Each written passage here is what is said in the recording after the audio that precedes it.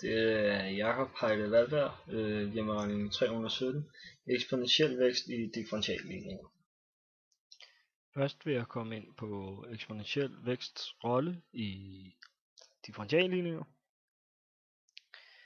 Eksponentiel vækst opskrives e opløftet i k gange x, hvor k er en konstant og x er variablen.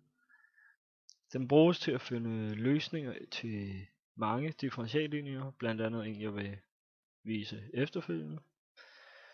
Og når y-mærke er proportionalt med y, det vil sige når y-mærke er lig y gange en konstant, er løsningen da en eksponentiel vækst. Det vil sige at løsningen vil være y er lig en eksponentiel vækst, som jeg også vil bevise efterfølgende.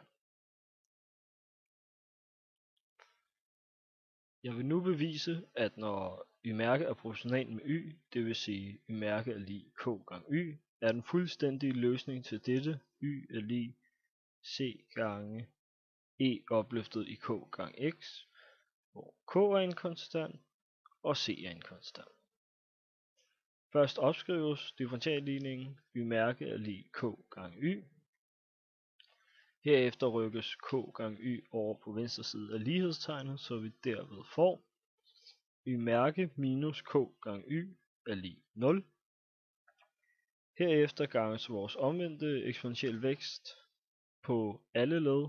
Først ganges den ind på parentesen, hvor vi skriver udtrykket på venstre side, og den skal ganges med 0 på højre side, vil det selvfølgelig stadig give 0. Så derved får vi udtrykket e opløftet minus k gange x gange parentes y-mærke minus k gange y parentes slut er lig 0. Herefter ganger vi det så ind i parentesen, og her har jeg så rykket lidt rundt, og det forklarer jeg lige efterfølgende hvorfor. Men herved får vi så udtrykket y-mærke gange e opløftet minus k gange x plus y gange minus k gange e opløftet minus k gange x er lig 0.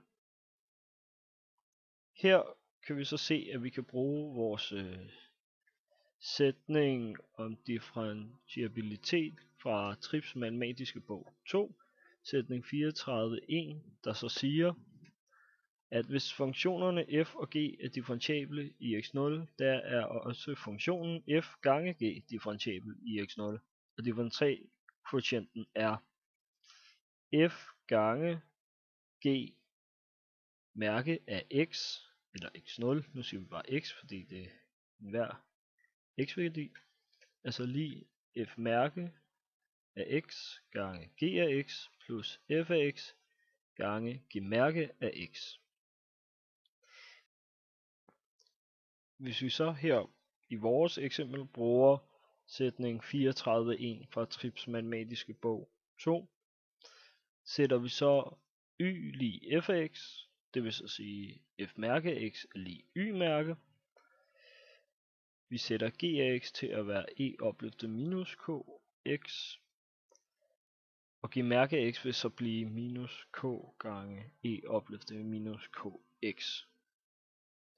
Når man differentierer en eksponentiel funktion e opløftet i k gange x, bliver differentialkvotienten så k gange e opløftet i k gange x.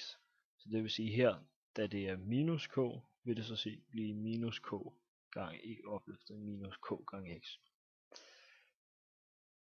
Der kan vi så se, at så kan vi så sætte det udtryk vi havde før, y-mærke gange e opløftet minus kx plus y gange minus k gange e opløftet minus kx, kan vi så sætte lig de to funktioner ganget med hinanden, mærke differentieret det vil så give 0, fordi det andet gav 0. Det vil så sige, at vi kommer frem til, at parentes y gange e opløftet minus kx parentes slut mærke er lig 0.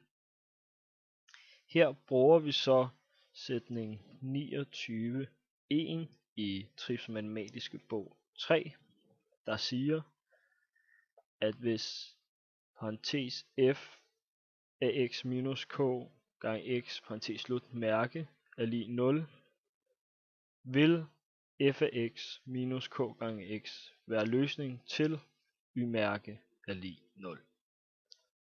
Når vi så sætter det ind i vores eksempel, vil vi så sige, at nu havde vi før y gange e opløftet minus kx mærke er lig 0.